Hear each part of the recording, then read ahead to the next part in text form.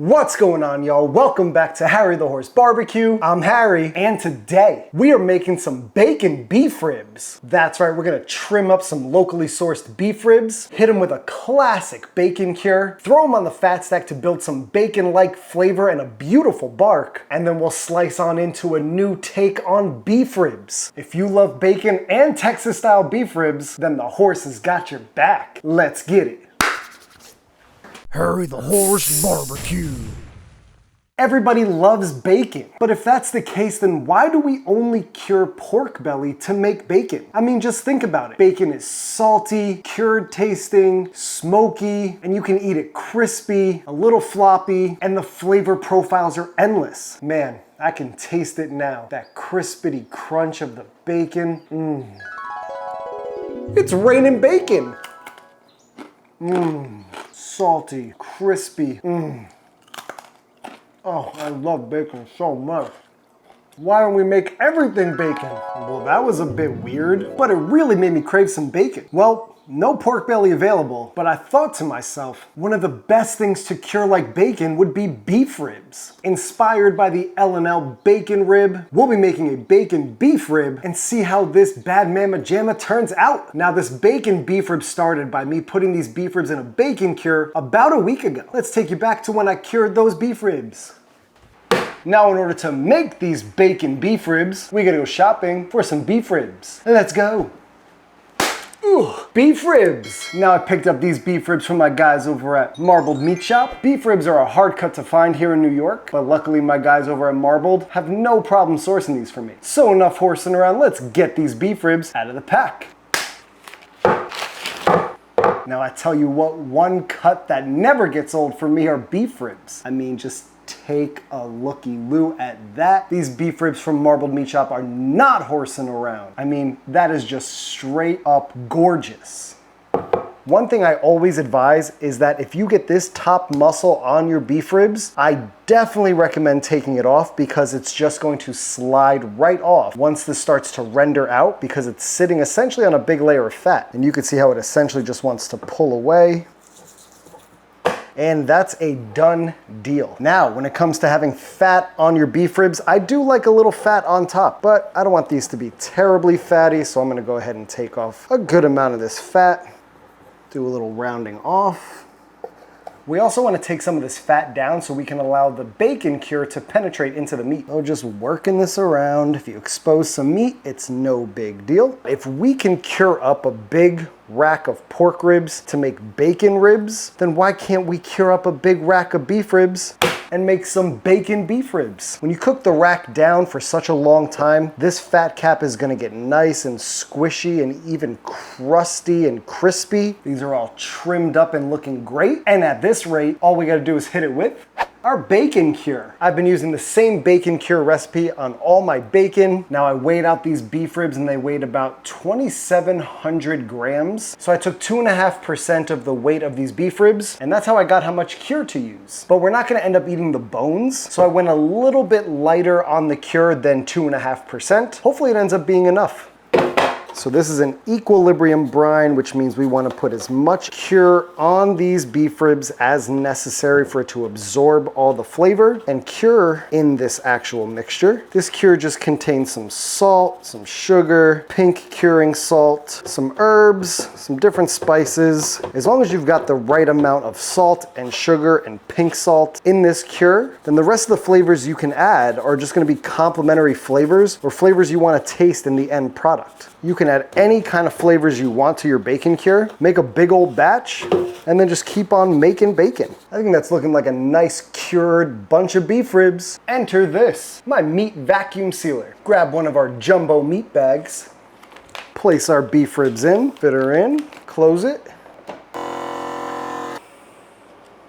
And just like that, we've got our vacuum sealed pack of bacon beef ribs. I also sealed up the beef fat and that beef flap, or that rib cap. Be good for sausage, smoking on its own. These beef ribs are gonna cure for about the next 7 days or so, and I'll bring y'all back when it's time to smoke them off. Well, those beef ribs should be done horsing around in that cure. Let's go get them. Our cured beef ribs. These beef ribs have been curing for about 8 days, so enough horsing around. Let's get these beef ribs out of the pack. Ooh, they're smelling like bacon.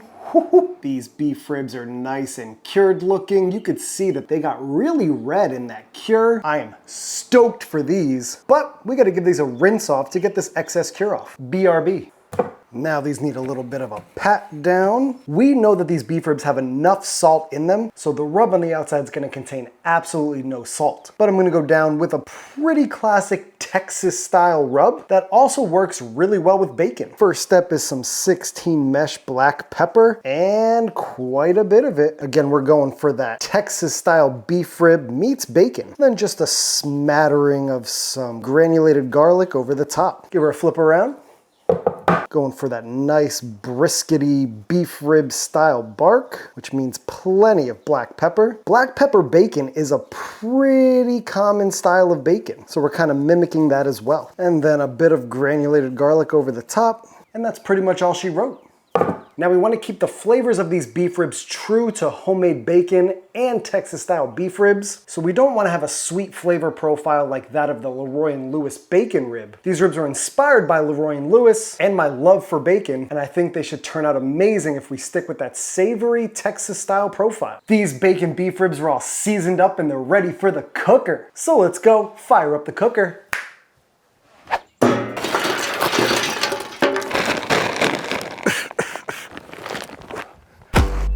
Snake nests. Gotta let the coals get hot.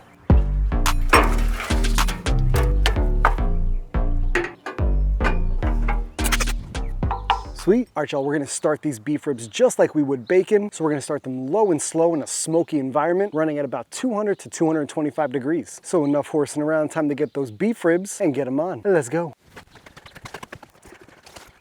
Some bacon beef ribs for y'all. Up and under. Okay, we're gonna go right in the back of the cooker. Something about like that. All right, y'all, we got our beef ribs sitting in the middle back of the cooker, and they're gonna rock there until they start to build some beautiful Texas style beef rib bark. And just like bacon, we really want that fat to render. Now I've got a water pan sitting on the designated water pan shelf. I've got the damper to the smokestack about a third of the way closed so we can help build that smoky flavor. And we got our fire rocking at about 200 to 225 degrees to start this cook, and we'll run those temps for about the first 3-4 hours or so. I'll bring y'all back when we set some bark and those beef ribs have taken on some beautiful smoke flavor. But until then, all there's left to do is close it down. Boom, shakalaka.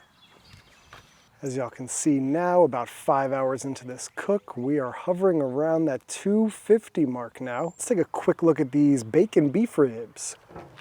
They are looking like some nice Texas style beef ribs. But if you get in there pretty close, right in here, it almost looks like bacon. Some nice pullback on these bones from both sides actually, which is really nice. 5 hours in, these aren't looking too shabby. I'll bring y'all back in a wee bit. This new beef rib technique makes me want to go woo, woo, woo.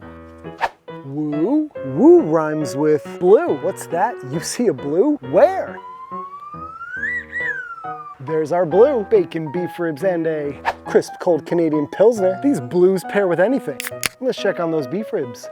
All right, y'all, we're about 7 hours in on this bacon beef rib cook. As per the last update, we started to crank up temps to about 250, and now I'm cranking them up to about 275 degrees. We started with a low and smoky 200 to 225 degrees to ensure that these beef ribs are picking up a lot of smoke flavor. But all that's left to do now is check these out.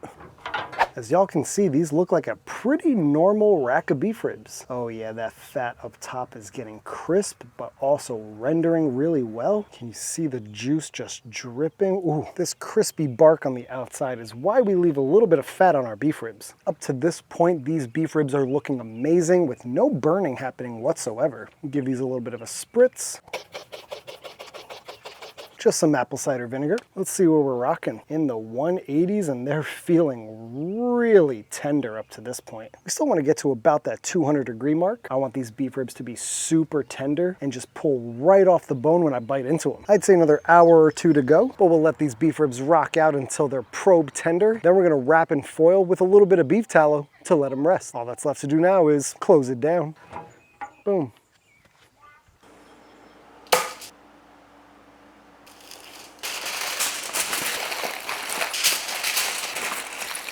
Now we wait. All right, y'all, and after about 10 hours total, these bacon beef ribs are all ready to go. About a week for a cure, 4 hours at 200 to 225 degrees, 3 hours at about 250 degrees, and another 2 hours at 275 degrees. And then an hour rest in the foil. It's a long time for some bacon beef ribs. But enough horsing around, let's get after these. Ho. Can y'all just take a looky-loo? These are looking incredible. Let's slice on in. Now I am so curious to see how these look on the inside. Do they look like normal beef ribs? Do they look like bacon? We're about to find out.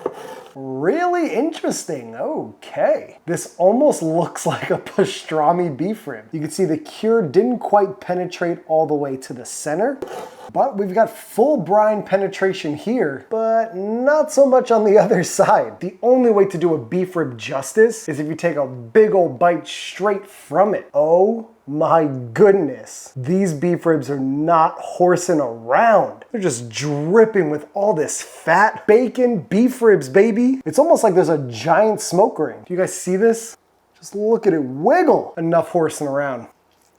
Oh yeah. Oh my gosh. These are ridiculous. Rich, savory, salty. It literally tastes bacony. Wowza! You just have this nice and salty bacony cure. You get the faintest hit of sweetness, bunch of savoriness, then you get all the richness from the beef rib and that pepper garlic crust. They're seasoned all the way through beautifully, and you still retain the integrity of that Texas style beef rib. These bacon beef ribs are so good, I just can't stop. Hello, bacon beefy.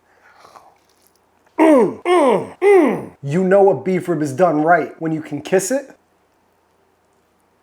and it doesn't want you to stop the kiss. So what comes along with you? Hold your horses. This beef rib really does taste like bacon. You got all the goodness of a Texas beef rib meets the cured deliciousness of bacon. The more you eat this, you almost get like that addictive quality that bacon has, where you just want to keep eating it and keep eating it and keep eating it. And then after a bit, and it lingers on your lips, you get almost this taste of bacon that just lingers on your lips after you eat this. It's got a very addictive quality, just like bacon. I'm half a bacon beef rib down, and I'm gonna have to go lay down. So while I go sleep this off, I'm gonna go dream of some beefy bacon lyrics. Here we go. Whoa. I'm feeling like breakfast for dinner in this dream. Cool. Yeah. Bacon and beef, what an odd combination. Texas beef rib with a bacon alteration. Bacon beef rib came from my imagination. You could do it too with a little preparation. Trim those beef ribs for a good foundation. Sit for a week for that cure formation. Hit them heavily with that rub application. Throw them on the cooker for that smoke accumulation. L&L bacon rib was my inspiration, and into my stomach is the final destination. Making all these raps to exude my jubilation. Hit that sub button if you enjoyed this information.